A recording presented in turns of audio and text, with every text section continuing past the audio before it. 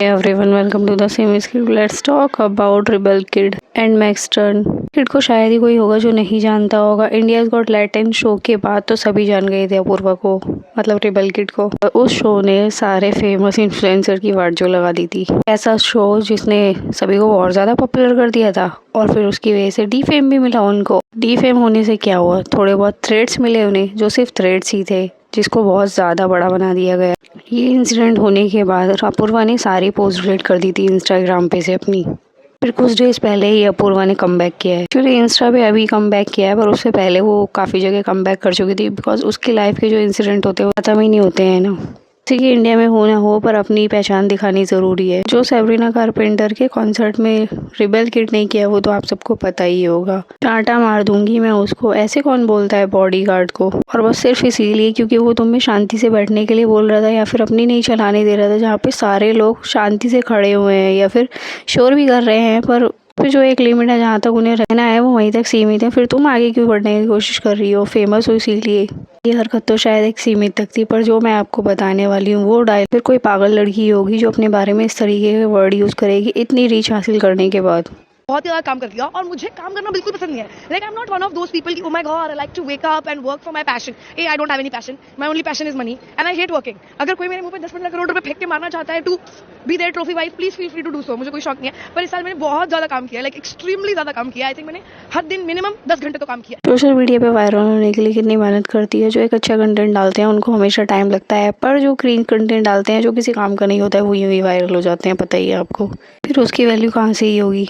तो वो अपूर्वा की बातों में नज़र आ रहा है, क्योंकि बिकॉज वो 10 घंटे काम कर रही है और काफ़ी टाइम से काम कर रही थी, इतना सारा काम कर रही है, तब जाके वो अपने लिए ये बोल रही है कि अगर मुझे कोई ऐसा आदमी मिलता है जो मेरे मुंह पे इतने सारे पैसे फेंक के मारेगा तो मैं तैयार हो जाऊंगी उसकी वाइफ बनने के लिए, वो भी एक ट्रॉफी वाइफ बनने के लिए। और उससे ज़्यादा तो तुम अर्न कर चुकी हो, जो तुम बैठ के खा सकती हो, वेकेशन भी कर सकती हो, फिर तुम्हें किसी आदमी की ज़रूरत क्यों है? आजकल तो लड़कियाँ इंडिपेंडेंट होती हैं, इसीलिए तो वो अर्न करती हैं, हार्ड वर्क करती हैं, वो काम करती हैं, वो जॉब करती हैं जो लड़के नहीं कर पाते हैं, और इसीलिए वो हमेशा आगे दिखती हैं। देखिए, वो अपने पेरेंट्स को ये फील करा सके कि उनके बेटे से ज़्यादा उनकी बेटी लायक है और उन्हें किसी के आगे झुकने की ज़रूरत नहीं है, ना उस लड़की को किसी के आगे झुकने की ज़रूरत है, किसी भी मैन के आगे।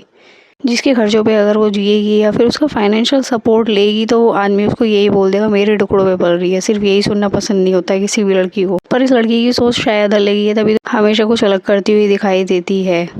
और वो जो थ्रेड्स मिल रही थी रेप की या डेथ की या फिर एसिड अटैक की, तो वो सिर्फ थ्रेड्स थी, ऐसा कोई करने वाला है नहीं। और फर्स्ट पोस्ट जो थी ना अपूर्वा की, वो इन सब थ्रेड्स की पोस्ट हुई थी जिसमें कमेंट में ये सब बोला गया था। तो यहाँ पे भी अपूर्वा ने विक्टिम कार्ड खेला है, बिकॉज उसे पता है अगर वो ये सब नहीं दिखाएगी ना तो लोग उसको सिंपैथी नहीं देंगे, वो अभी भी गाली देंगे। और कुछ लोग तो अभी भी गालियाँ दे रहे हैं, बुरा बोल रहे हैं। मतलब रणवीर अलाहाबादिया जो हमेशा अच्छी अच्छी बातें करते थे, मोटिवेशनल स्पीच देते थे, और जब उनको पुलिस पकड़ के ले जा रही थी तो आपने देखा था किस तरीके से पुलिस उन्हें पकड़ के लेके जा रही थी। अपूर्वा के साथ तो नहीं हुआ ना वो, पर कुछ लोग ऐसे बहती हुई गंगा में हाथ धो लेते हैं, बिकॉज उनको भी तो फेम चाहिए।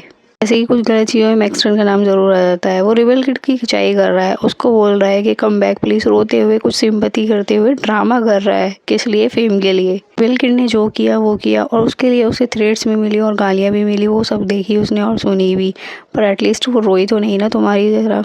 एक लड़की है, रोई नहीं वो तुम्हारी तरह, और वो बहुत ही स्ट्रांग है, इसीलिए वो फिर से आ गई है। मैक्स स्टर्न को अगर आप नहीं पहचाने हो तो एल्विश ने चाटा मारा था मैक्स स्टर्न के, वही मैक्स स्टर्न है। अभी भी लोग बोल रहे हैं अगर ये अपनी हरकतों से बाज नहीं आएगा तो फिर से चाटा खाना चाहता है, पर मैक्स स्टर्न यहीं पे रुकने वाला नहीं है। उसने ही रील के बाद एक रील और डाली जिसमें दिख रहा है रात को उस दिल्ली में लड़कियां छिड़ रही हैं जो कि रिबेल किड की सपोर्टर हैं।